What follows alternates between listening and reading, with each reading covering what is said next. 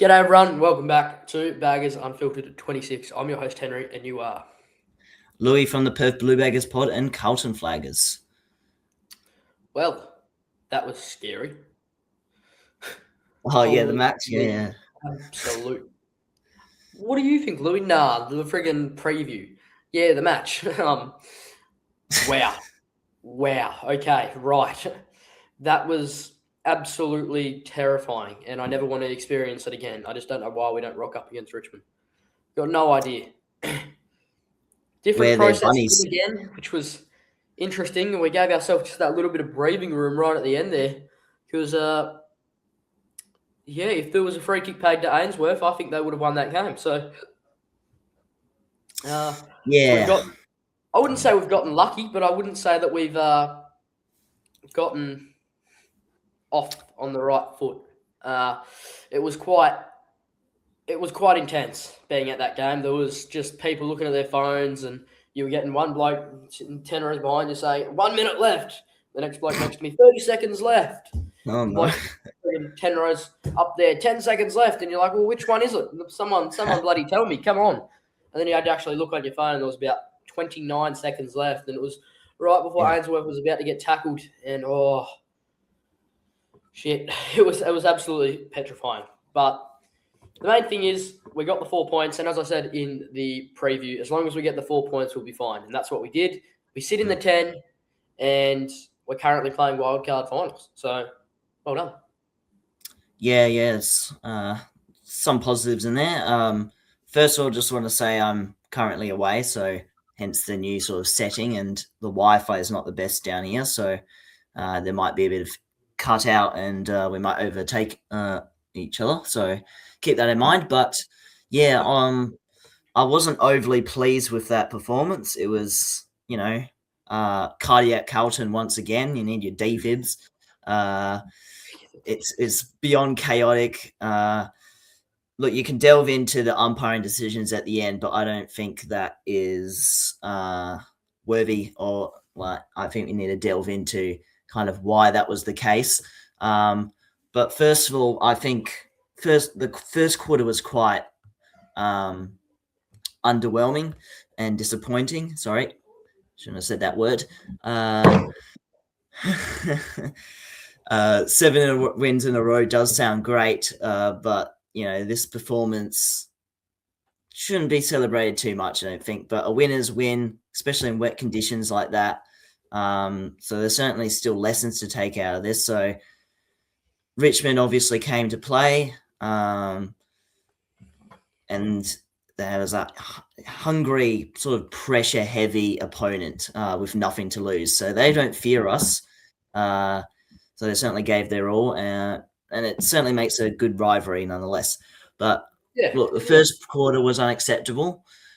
Down 18 points at quarter time, ill-disciplined, poor pressure, losing contests, unable to handle Richmond's speed.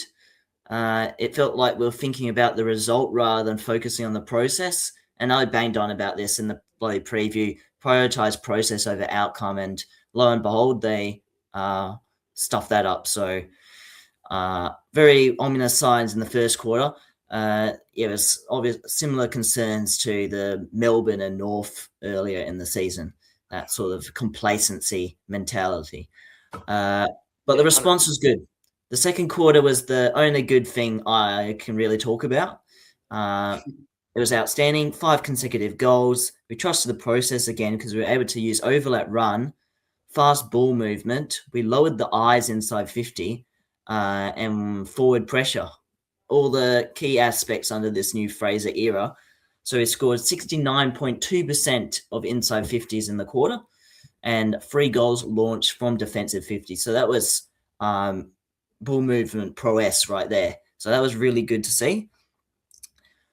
Ultimately, conversion is still a problem though. So we had opportunities to put Richmond away in the third quarter. 6 straight behinds across the third and fourth quarters. Not acceptable. That was really left the door open because we dominated large periods of that part of the game. And I fear that better sides might punish that. So we got a harder run to come. So look, it's not not the best. Also want to talk about the defense. So no Weitering, no Dean, lost Lewis Young during the game. Yet this defense still stood up. Haynes, Newman, Cowan, Dirksen were immense. Richmond's tall forwards looked dangerous. But yeah, our back six continuously found a way. 100%. I want to give I know people know that I have a fan page of Wade Dirksen, but this is push that aside. He was absolutely unreal. Like, yeah, his contest work, his positioning, and his just grip for the footy. And you'll see Cowan as well. Him going back with that flight, I generally thought he was going to be hospitalised. You could see it happening in real time. You could see, I could see him running back, and I could see Lynch, and I'm thinking, fuck, he's in trouble here. He's getting absolutely drilled. Credit to him, did not take his eyes off the footy, and that's what you call a solid defender in the AFL. Yep. Unreal effort. He's just been immense under Fraser. His disposals have gone up. His intercepts have gone up. Rebound 50s, ball use. He's one of the many players thriving under this Fraser era. So that was good to see. I've been saying it for a while. Cowan is a top 7 player at Carlton at the moment. Yeah, I'd put him in my top 7. I could find a place for him in my top 5 as well. That's how good he's going at the moment, and I think just the utter determination that he's got. Like, he doesn't stop. He's a workhorse, and he's just really, really good. He's taken his game to a new level, easily by far most improved. I think if Matt Carroll was still playing, then he'd obviously be the length of Flemington ahead of him. But the way that he's been able to really adjust his game under Fraser has just been unreal. The 1%ers that he's doing, the contest work that he's doing, the defenders he's locking, the forwards that he's locking down, unreal. Really, really good. One thing that probably concerns me about this game is the stats. So, as team stats wise, in disposals we absolutely demolished them, and that's where I'm a little bit concerned. So you're stealing my thunder here. Oh well, tough shit. Deal with it today. Okay. We led by nearly 60 disposals. That's a massive difference. And only to win by 2 points, that's nearly 60 ineffective disposals that we've had. We're really, really lucky that Tom Lynch is shit at football, because fuck, we'd be in trouble.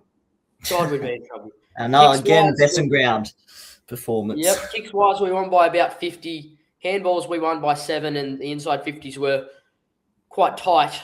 We had 17 marks inside 50, so we absolutely rattled Richmond's back line, which was just nice to see. I think everyone's starting to really gel in that forward line now. Frankie Evans has been consistent all year. He's just one that's flown under the radar, been really, really good. He had 1 goal in 19, and he's been doing that for a little while now. So the rate that he's going at the moment is extraordinary. I'd even put him up for most improved as well. So well done, Frankie. Really, really good. This is where it gets a little bit concerning as well, though, Louis, is the clearances. So the clearances, Tigers actually won by quite a lot, so our backs did hold up really quite well. So credit to Young, Dirksen, Haynes, McGovern when he went down there. I thought he was immense when he went down there. I thought he was really good. Yep. Obviously, Cowan, as I've said. Billy Wilson, flying under the radar as he's been doing the last few weeks. He's just really consistent. Obviously, that will push Sard out for the rest of the year. I'd be playing Billy, even if he had 2 shit weeks. I'd still be playing him for the rest of the year. That's probably reasonable. Stoppage clearances, the Tigers won by 7. Centre clearances, they won by 5. But we got more hit-outs than them. So we were getting first use out of our ruckman, but the Tigers were just too explosive out the middle, and they took over our mids. So very lucky.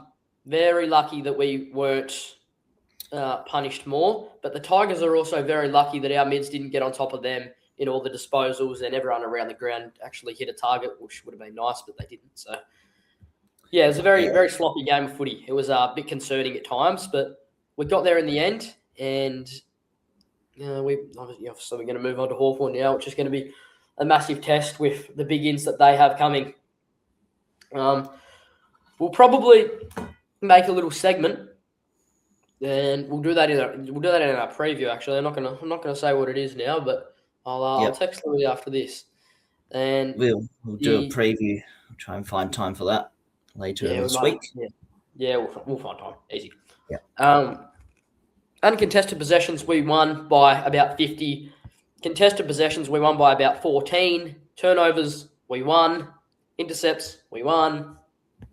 So we won most of the game, all around. So We valuable deserved to win it, unlike we the did. round one game against them. Yeah, we did. Yeah. We fought. We didn't stop fighting. We didn't stop creating chances to put ourselves back into the game. So really well done. And I just feel like it was just another different process on how to win. So yeah, I mean, yeah. good sides find a way to win, Go, and we managed to. I'm gonna ask you this question every week because they ask the same bloke this question every week. Giving Fraser the job or what? Well, I don't think that performance really gives much more confidence, though, in my answer. So my position still stays the same, just as I said last week. We wait for a bit longer. You know, if we beat Hawthorn and Collingwood, I'll be right on the Fraser train.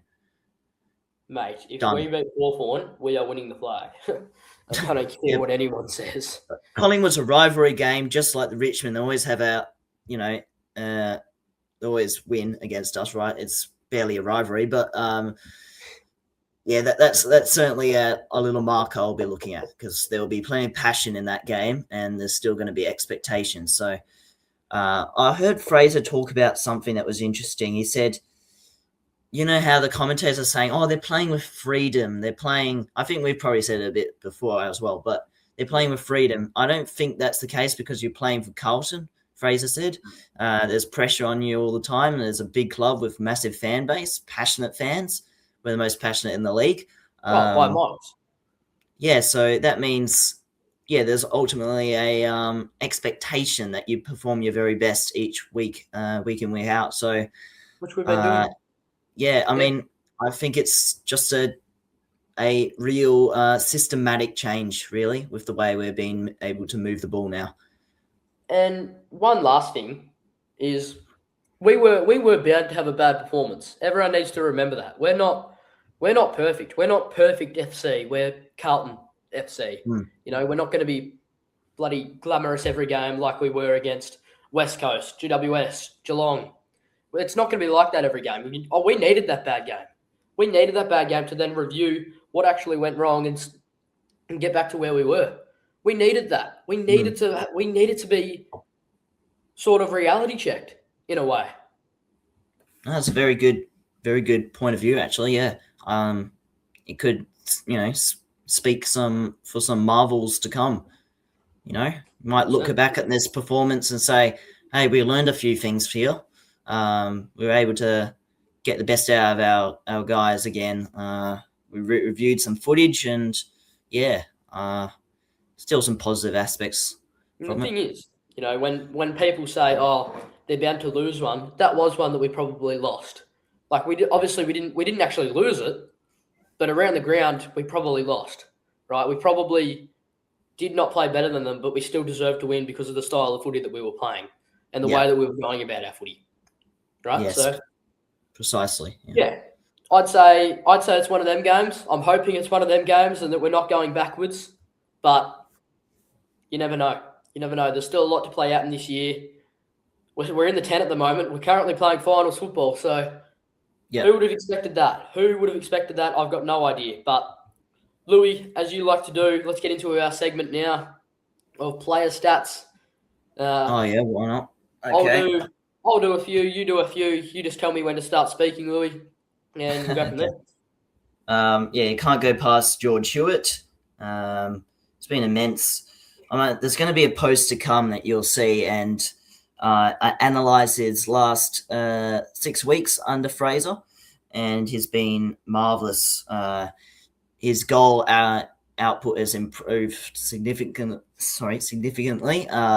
In career best sort of goals, 8 goals from 6 games, when previously in his previous 39 games, he's only had 8 goals. So certainly impacting in a wide variety of ways. He's decreased in clearances, only averaging around 4 clearances per game, but his score involvements is around 7. So, there will be more further analysis to come. But this game, best on ground, 26 disposals, 10 contested possessions, 8 ground balls, 81% disposal efficiency, 5 score involvements, and 2 goals.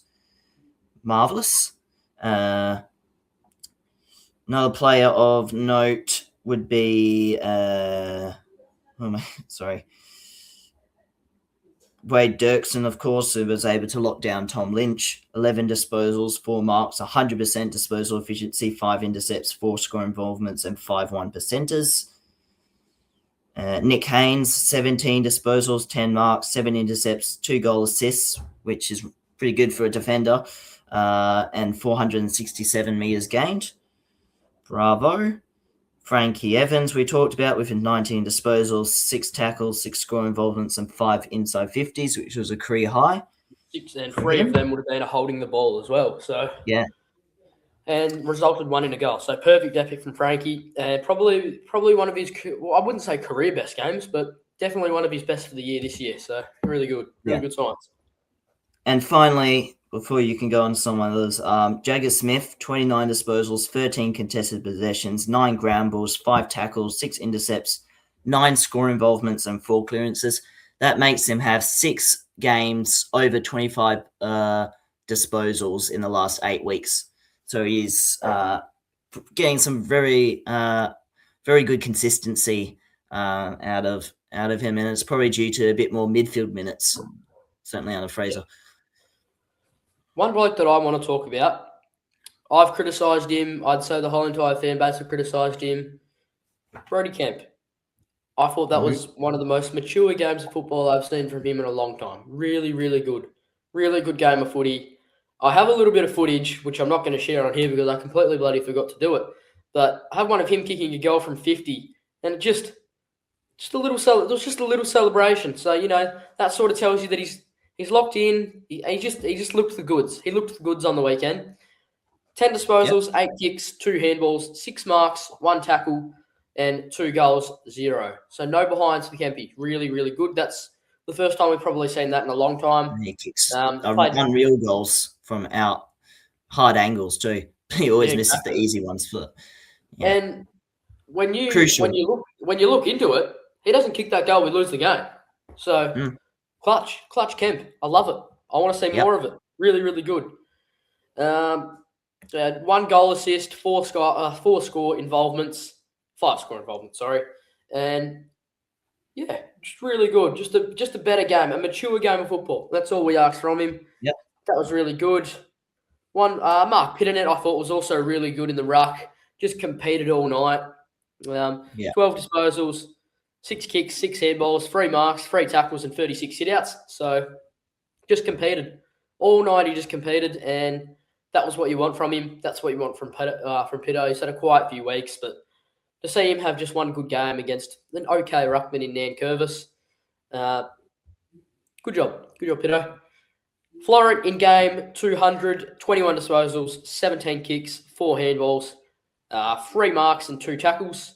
Obviously, the little speech from Hewett at the start got us going, and I thought he just contributed like he normally does, week in, week out. He was consistent throughout the match. Yeah, and no goal from outside 50, unfortunately. But no, unfortunately not. He had a shot. He had a shot that he probably should have converted in the end, but that was like a lot of other people too. So unfortunate for him. I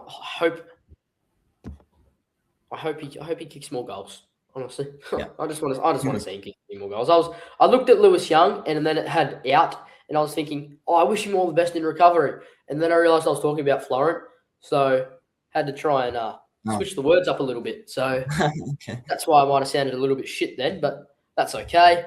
Will Hayward, I thought he was pretty good. 15 disposals, 7 kicks, 8 handballs, 5 marks, and 3 tackles. Consistency, as always, really good. I thought you were talking about Will Hayward earlier. Sorry, never mind. No. This was the goal outside 50 that he missed. No. That was a bit upsetting. Oh, well. Can't do anything about it. That's what I meant. Yeah. Louis, give us a All few the more players players. of note. You want me to give more players? No. Sorry, there's a lag. Yeah. Any other players of note? Newman, good, 22 disposals. Just the usual. Chera was good in the first half, but then he dropped off a little bit. Still had 21 disposals, 7 rebound 50s.